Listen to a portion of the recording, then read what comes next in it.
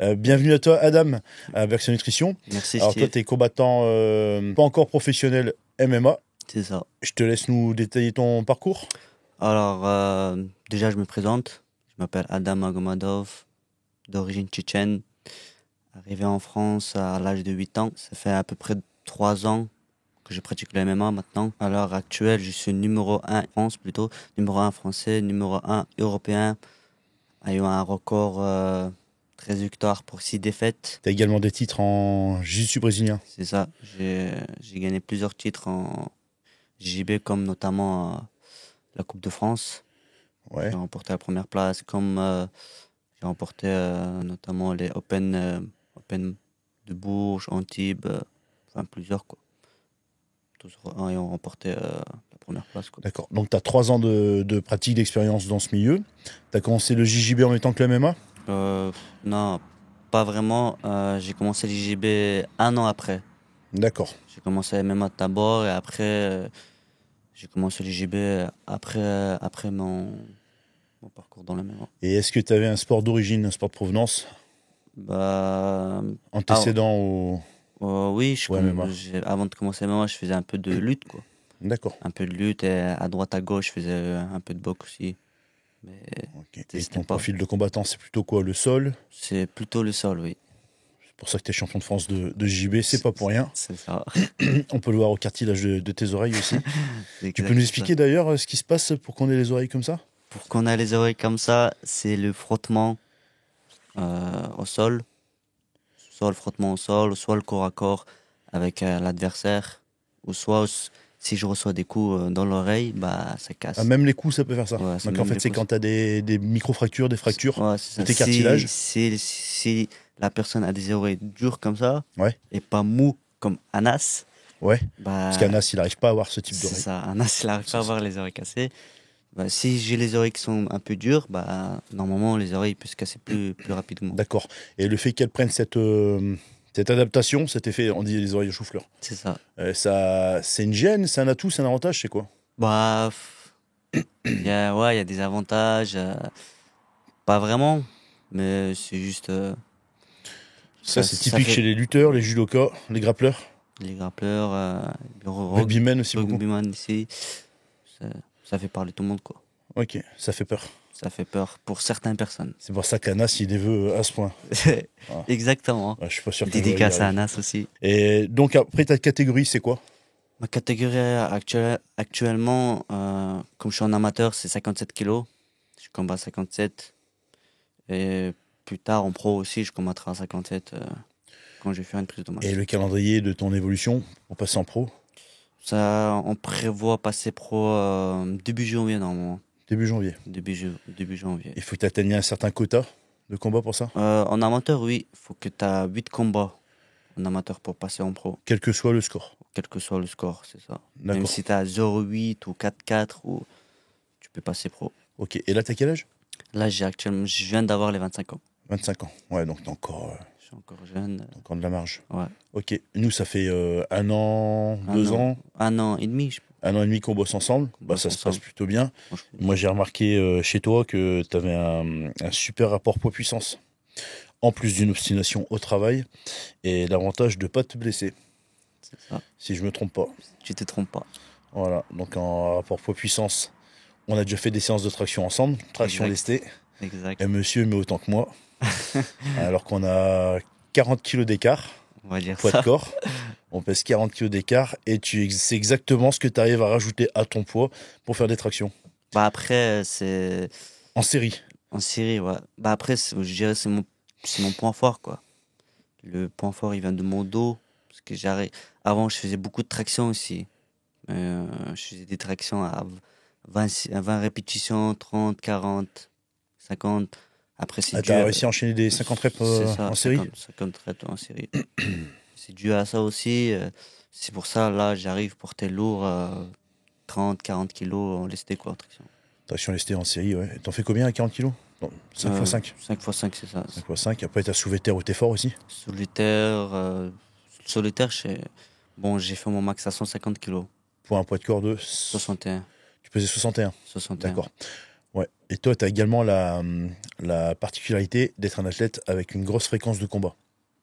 Ce qui implique une diète à chaque fois. À un moment donné, tu combattais pas tous les 3 semaines? Je combattais pratiquement tous les semaines. Pratiquement tous les semaines. Pratiquement tous les semaines. Donc la maîtrise du poids, la prévention des blessures, la récupération, la performance aussi, Mm. et la gestion du stress. Tu peux nous parler de tout ça? Bah, la gestion du stress, je vais commencer par ça. Pour moi, à chaque combat, bah, je sais comment gérer le stress, la pression. C'est une, je dirais, moi, c'est mon, enfin, je stresse pas trop avant le combat parce que j'arrive à gérer le stress et la pression. La plupart, j'ai un gros mental pour On, ça on aussi. a tous vu en plus comment tu gérais le stress.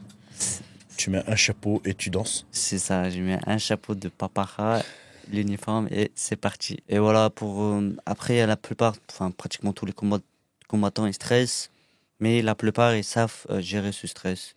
Et Ils savent- chacun sa façon. Voilà, chacun à sa Toi, la façon. tienne, elle est plus exubérante, un peu Voilà, plus extravertie. Tu fais le show, tu fais le spectacle. ouais, je fais du spectacle. Bah, c'est les gens, ils aiment ça, quoi. Ouais, puis ça te plaît aussi, quoi.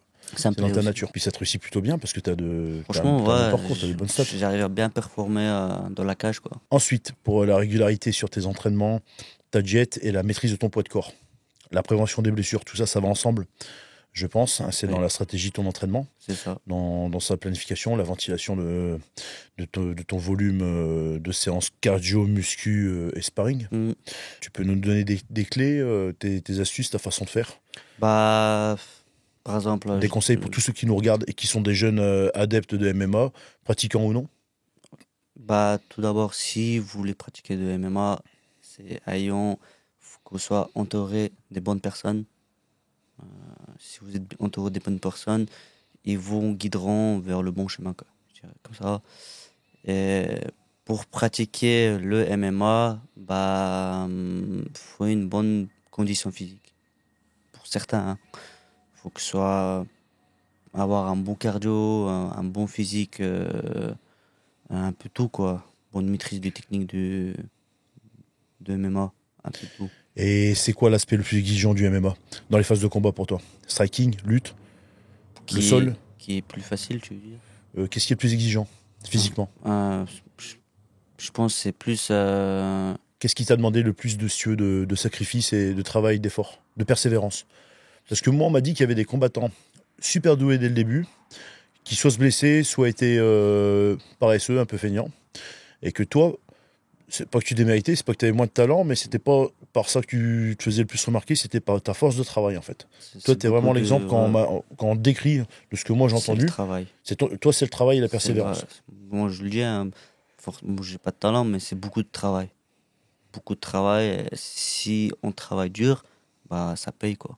Ça paye dans la cage, ça paye partout. Et quand tu dis beaucoup de travail, du coup, Beaucoup. chez toi, concrètement, en deux, trois mots, ça s'est traduit comment? Combien de séances, tous les jours, matin et soir, plusieurs Euh, séances par jour? 2 séances par jour, matin Donc, et soir. ça, c'est 2 séances de sparring, 2 séances Mm, spécifiques MMA.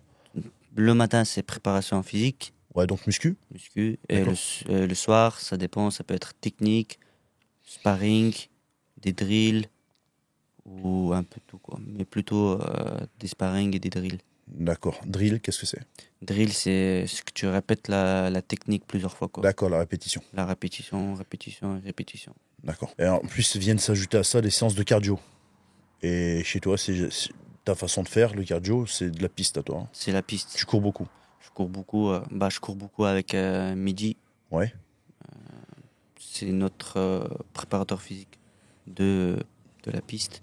Donc, on court tous les dimanches matin, la plupart, soit vendredi soir. Ça dépend, ça change les D'accord. Donc, tu as 2 séances de cardio par semaine. 2 séances cardio.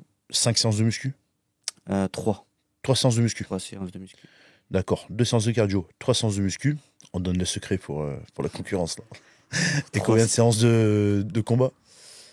de combat, De sparring voire deux par jour? ouais, par semaine plutôt. Par semaine? Un ou deux de sparring par semaine. Ça peut être vendredi ou mercredi soir, mais ça dépend les coachs, quoi. Et donc, après, tu as les drills, alors. C'est ça, les drills, les techniques. Et là, ça, il y en a combien par semaine? Euh, Par semaine, c'est 3 ou 4 à peu 3 ou près. 4. Donc Ouais. ça vient s'ajouter à tout ce qu'on vient de dire. Voilà. Ok. Est-ce que tu as des jours de repos total Bah, un jour de repos complet? complet, ouais. Ça peut être soit samedi ou dimanche. Ok, d'accord. Ça alterne, quoi. Et dans ce cadre, forcément, c'est ultra exigeant. Parce qu'en plus, le sport que tu fais, les torsions, les amener au sol, les projections, les frappes, les microtraumatismes, les étranglements, les clés articulaires, les tendons sollicités, les ultra-étirements, les élongations peut-être que tu te fais, les séances de musculation, les séances de piste, donc le volume calorique, la déminéralisation, la sudation, tous ces besoins. Donc nous, on travaille un petit peu comme ça. Donc à côté, tu as une bonne alimentation, forcément une hygiène de vie irréprochable, mais également une diète sportive adaptée qui vient complémenter tout ça. C'est ça.